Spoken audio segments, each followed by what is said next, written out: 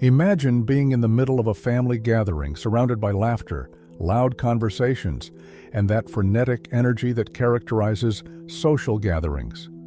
While everyone seems to be enjoying themselves, you feel a deep disconnection, as if you were observing everything through an invisible glass. It's not social anxiety or introversion. It's something deeper, something that has fundamentally changed in you, and that makes these previously natural situations now almost unbearable. This experience is common among those who have undergone a spiritual awakening, a transformation that permanently alters our way of perceiving and relating to the world. The change is profound that affects every aspect of our existence, especially our ability to maintain the same social dynamics that we previously took for granted. Many seek answers in traditional psychology or self-help advice. But the reality is that we are facing a phenomenon that transcends conventional explanations. Today we will explore why, after spiritual awakening, closeness with large groups of people becomes particularly challenging, and, more importantly, what can we do about it? Spiritual awakening is not what most people imagine.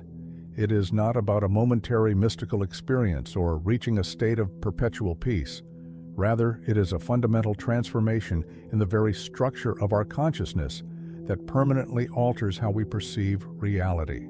It is as if all your life you had seen the world in 2 dimensions, and suddenly you could see in 3.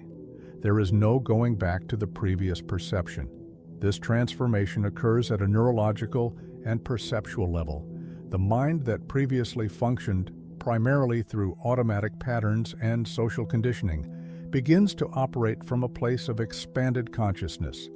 It is as if a veil is lifted, revealing the illusory nature of many structures that we previously considered solid and real. Spiritual awakening is different from the mystical. Experiences are temporary in their permanence and depth. While a mystical experience can give us a momentary glimpse of an expanded reality, awakening is irreversible. It is like the difference between visiting a foreign country and emigrating permanently. In the first case, we always know that we will return home in the second. We must learn to live in a new territory. The signs of this awakening are subtle but unmistakable. A persistent sensation of observing life from a new perspective arises, as if we had taken a step back from our own mind. The worries that previously plagued us, they lose their intensity, not because we ignore them, but because we see them from a broader context. Time seems to flow differently, and the urgency that our actions once had dissolves into a deeper understanding of the nature of existence. This transformation is not an achievement, nor something we can force or speed up. Occurs when it must occur frequently after a profound crisis or a period of intense existential questioning. Unlike spiritual experiences actively sought through practices or substances, true awakening often takes us by surprise, fundamentally altering our relationship with reality. When we least expect it, the irreversibility of this change is perhaps its most challenging aspect. We cannot go back to seeing the world as before. It is as difficult as unlearning something once we have truly understood it. This transformation of consciousness brings with it a clarity that, while liberating, can make conventional social interactions feel shallow or even painful. The dent in the personality structure after spiritual awakening is like a crack in the foundation of a building, fundamentally changes the way the entire structure holds together. This transformation occurs at a neurological level, altering the neural networks that previously existed. They sustained our conditioned identity. Scientists have observed significant changes in the brain activity of people who have experienced profound transformations of consciousness, particularly in the areas related to the processing of the self and the perception of reality. When this transformation occurs, the previous personality begins to dissolve, but does not completely disappear. It is as if 2 different operating systems are trying to run simultaneously on the same device. The new state of consciousness perceives reality in a fundamentally different way. While the old personality patterns are still trying to manifest, this internal conflict creates a dissonance that it is reflected in all of our social interactions. The psychological changes are equally profound. The mind that previously operated primarily through automatic patterns of thought and reaction now operates from a space of greater awareness. This change directly affects our ability to participate in conventional social interactions. They often rely on automatic responses and predictable patterns of behavior. The nervous system becomes more sensitive, as if it has been tuned to a more subtle frequency. Surface conversations that were once easily handled can now feel exhausting because we perceive more layers of information. We can feel the inconsistencies between people's words and their actual emotional states, between what they say and what they truly feel or think. The new consciousness also alters our perception of time. While the previous personality operated mainly in terms of the past and the future, constantly projecting and remembering, the new consciousness is more anchored in the present. This fundamental difference in temporal experience makes normal social interactions that are often based on future planning and remembering the past feel misaligned with our new state of being. The conflict between the new and old personality manifests itself especially in social situations. The old personality tries to keep up appearances and follow established social scripts, while the new consciousness sees through these patterns and recognizes their artificial nature. Is like trying to act in a play after having seen it. Behind the scenes, the illusion no longer works the way it should. Similarly, neuroscientists have observed that these transformations particularly affect the areas of the brain related to emotional processing and empathy. The ability to feel and process the emotions of others is intensified, which can make group meetings overwhelming. It is as if our system nervous would have become an ultra-sensitive antenna capturing signals that previously went unnoticed.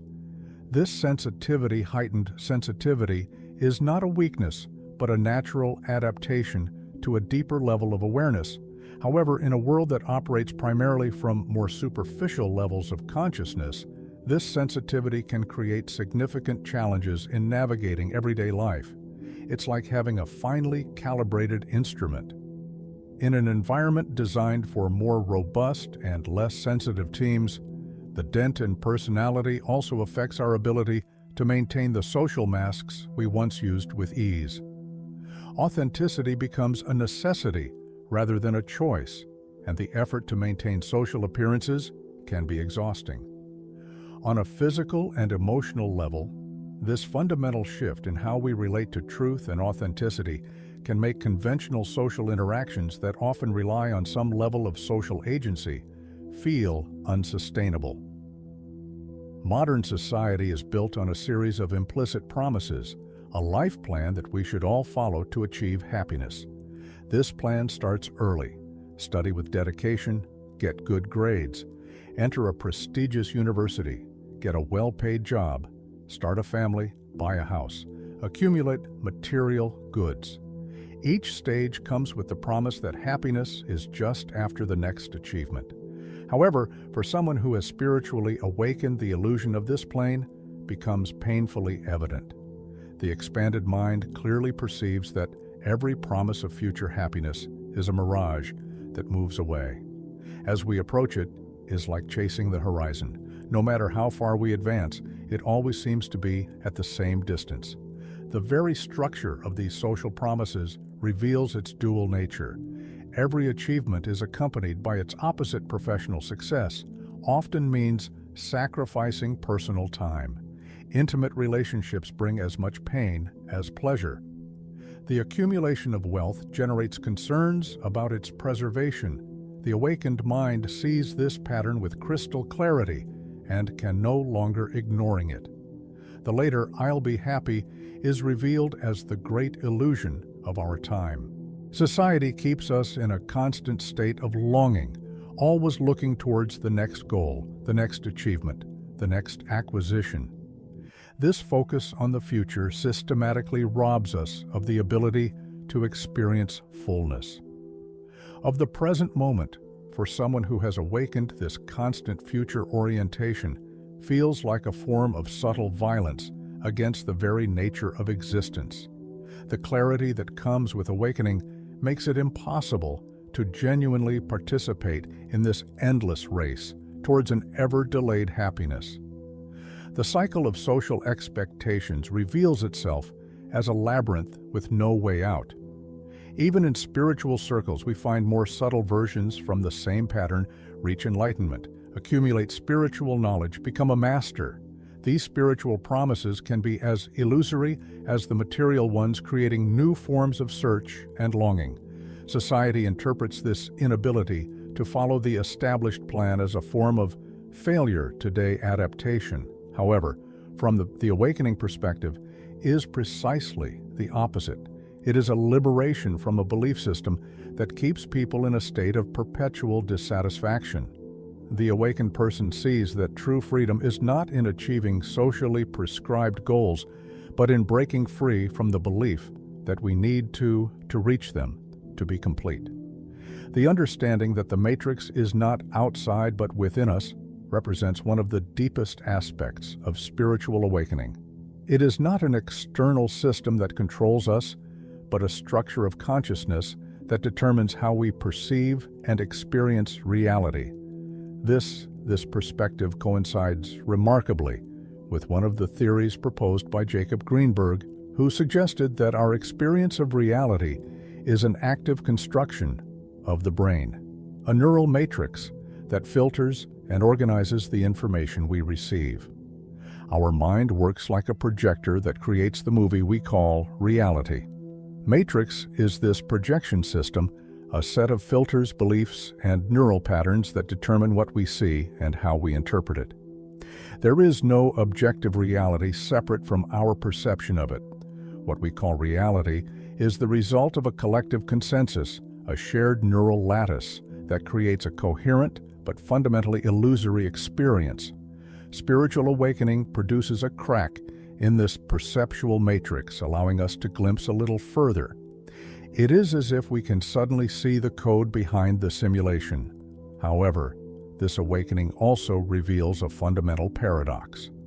Trying to escape the matrix is itself a program of the matrix. The desire for liberation is another way of searching for another pattern within the system we are trying to escape from. True freedom comes not from trying to escape, but from deeply understanding the nature of our prison. This understanding reveals that there is no place to escape because we are not really trapped. The feeling of being trapped is part of illusion. The matrix operates through promises and fears, creating a network of desires and aversions that keep consciousness in a state of perpetual search. Each attempt to escape becomes a new labyrinth. Each solution generates new problems.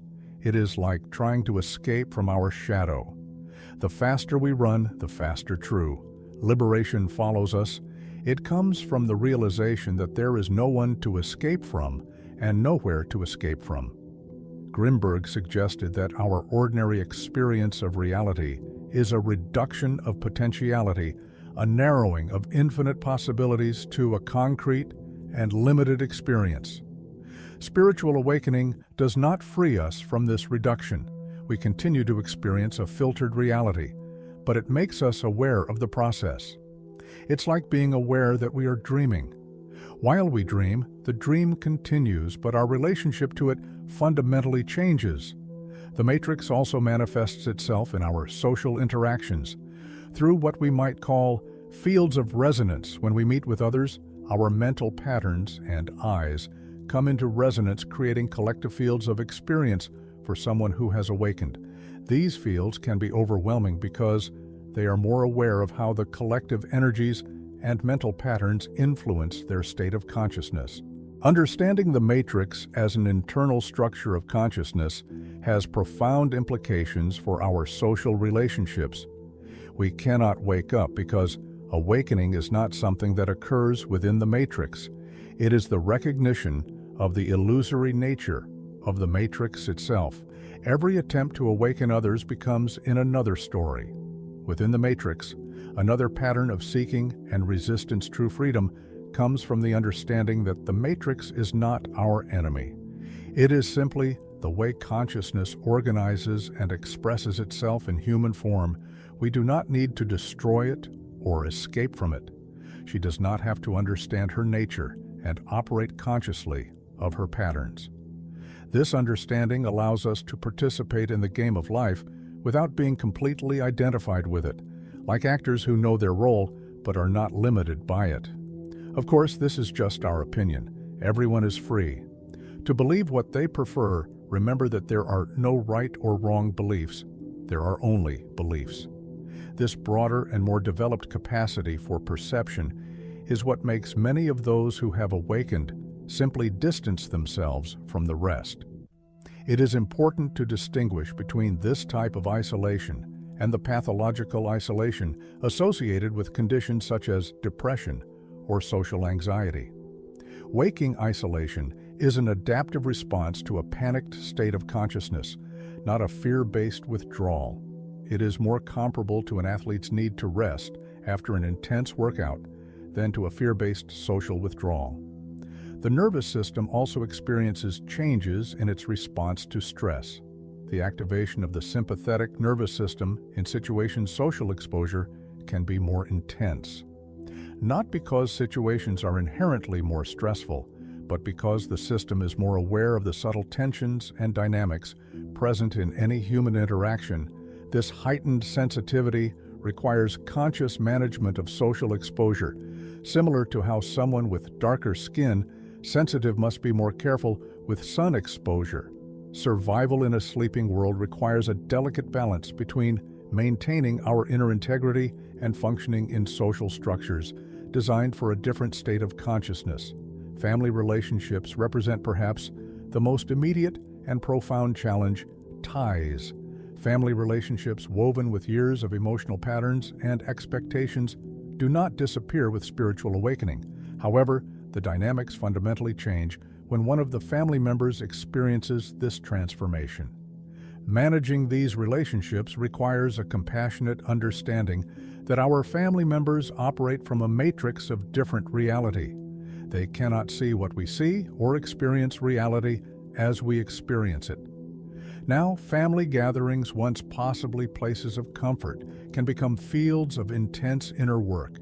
The key is not to withdraw completely, but to develop what we might call a presence, selective being, physically present while maintaining an inner space of stillness, the work environment. On the other hand, presents its own unique challenges. Most corporate structures are designed to operate from ego and competition, creating a particularly challenging environment for someone who has awakened. However, work remains a practical reality for most. Survival in this environment requires the development of what some teachers call spiritual camouflage, the ability to function effectively in the corporate world while maintaining our inner integrity. The creation of safe spaces becomes essential for psychological and emotional survival. These are not necessarily physical spaces, although having a place of retreat can be invaluable. Safe spaces are primarily internal states that we can maintain. Even in the midst of social activity, it is like creating an expanded bubble of consciousness within which we can navigate the sleeping world. The art of establishing healthy boundaries requires a deep understanding of our energy needs. It is not about building walls, but about create selective membranes that allow the necessary exchange while maintaining our energetic integrity. This may mean reducing time in social gatherings, limiting exposure to media, or creating decompression rituals. After intense interactions, an effective strategy is what we might call controlled immersion in the social world in a conscious and limited way, similar to a diver who descends to the depths with a measured supply of oxygen. This allows maintaining social connections necessary while preserving our energy and inner clarity. Managing social expectations requires a particular skill. Society expects certain behaviors and levels of participation that may not be possible For someone who has awakened, the key is to find creative ways to participate that do not compromise our well-being internal. This may mean redefining social roles, changing the nature of our contributions, or finding new ways of connecting that respect our energetic limitations.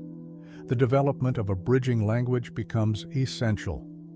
This is the ability to translate our experience into terms that others can understand without diluting the truth of our reality. This does not mean pretending to be who we are no longer, but finding ways to communicate that can resonate with different levels of understanding. The creation of new support structures is essential. This may include finding others who have experienced the awakening. Although these connections are often more subtle and less frequent than conventional social relationships, the quality of these connections compensates for their smaller quantity by providing a space for mutual recognition and deep understanding. Survival also involves learning to navigate the emotional emergencies of others without getting caught up in them. The people in our environment, they may constantly seek advice or emotional support, drawn to the clarity and calm they perceive. In us, learning to offer support without absorbing the emotional drama becomes a crucial skill. The paradox of compassion that arises after spiritual awakening is one of the most fascinating aspects of this transformation. As the illusion of the separate self dissolves, it arises naturally a deep compassion towards those who remain trapped in the patterns of suffering that we once experienced. This compassion is not a cultivated practice or a moral stance, but a natural response that emerges from direct understanding of the nature of human suffering. However, this compassion comes accompanied by an apparent contradiction. The need to maintain a certain distance from those for whom we feel compassion. This distance does not arise from fear or rejection, but from a clear understanding of the energetic dynamics and the nature of awakening. We understand that we cannot awaken others just as we do. We cannot wake someone from a dream. They must wake up for themselves, the art of not getting involved. While maintaining compassion requires a deep understanding of the nature of true help. Often what people seek is not what they really need. They may seek solace, advice, or immediate solutions, but what they really need is the space to awaken to their own truth, true compassion. Sometimes it means allowing others to go through their own processes without intervening. This form of non-attached passion is fundamentally different from ordinary emotional empathy. While emotional empathy involves absorbing and resonating with the emotional state of others, the compassion that arises from awakening is more like a clear space of understanding that is not disturbed by the emotional storms of those around us. The paradox deepens when we understand that this apparent distance is actually a deeper form of connection. By not getting caught up in the superficial drama of relationships, we can touch a deeper level of intimacy with life itself. It is as if by retreating from the surface, each being is exactly where it needs to be on its own journey. This deep acceptance paradoxically creates a space where transformation can occur naturally. It is as if by stopping trying to change to others creates the space where change can emerge spontaneously. The practical aspects of everyday life after spiritual awakening require a completely new approach to managing energy and daily interactions. The development of protective routines becomes a fundamental necessity, not out of fear, but by a clear understanding of our new energetic sensitivity. The day can begin with periods of intentional silence, not as a spiritual practice, but as a way to tune and calibrate our nervous system for the actions to come.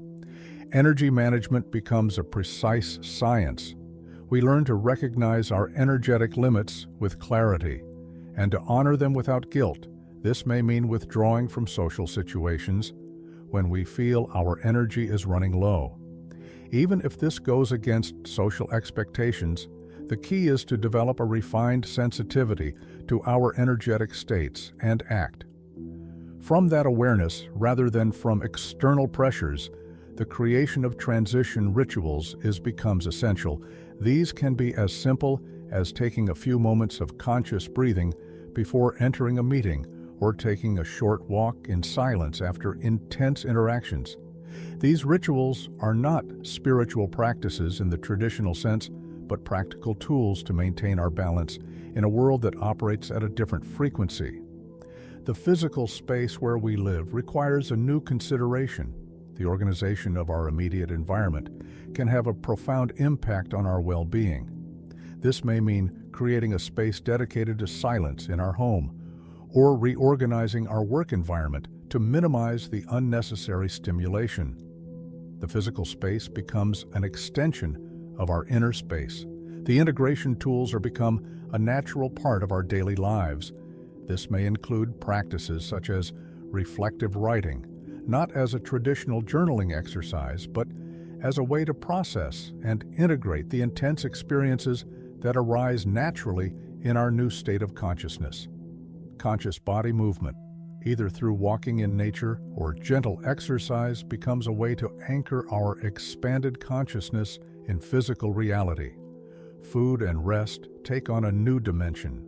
It is not just about nutrition or physical recovery, but about maintaining a balanced energy field. The choice of food meal times and sleep patterns adjust naturally. To support our new way of being, we learn to listen to the intelligence of the body with unprecedented clarity. The balance between solitude and society requires constant and conscious adjustment. It is not about we learn to recognize when we need to withdraw and when it is appropriate to participate in social life while maintaining our inner integrity. Communication becomes a refined art. We learn to speak less but more accurately, to listen, not only the words but the spaces between them. Communication is no longer just an exchange of information, but a conscious dance of energies that requires constant attention to the most subtle levels of interaction. Time management takes on a different quality. We are no longer moved by the urgency of the clock, but by a more natural and organic rhythm. This does not mean that we ignore temporal responsibilities, but that we manage them from a place of presence, feels, instead of automatic reactivity. The path of spiritual awakening, with all its challenges and apparent contradictions, reveals to us a fundamental truth. The distance we experience from others is not a defect or a limitation, but a natural consequence of a profound transformation in our consciousness. This understanding frees us from guilt or the feeling that something is wrong with us when we need to withdraw from the constant noise of the social world. The isolation that arises after awakening is not a form of rejection of others, but an expression of love for the truth. What we have discovered is something that reminds us that each human being has his or her own time and path to awaken, and that our task is not to convince or change others, but to maintain the space of clarity that we have discovered. The invitation to self-observation that arises from this understanding. It is not a call for more mental analysis or introspection, but for a deeper way of being present with our experience when we observe how we naturally respond to different situations and people. We develop a clearer understanding of our true needs and limits. The ultimate paradox is that by fully accepting this apparent separation, we discover a deeper connection with life itself. By not forcing ourselves to engage in interactions that drain our energy, we become more available for moments of true connection. When they arise naturally, it is as if honoring our necessary isolation creates the space for authentic intimacy. The solitude that may initially seem like a burden is revealed as a gift, a sacred space where our new understanding can blossom. And deepen in this space, we discover that we are never truly alone, but in constant communion with life itself. Thus, the cycle is completed. What began as a feeling of separation takes us to a deeper experience of unity. Receive, as always, a big hug in name. From the whole team, it is always an honor to have you.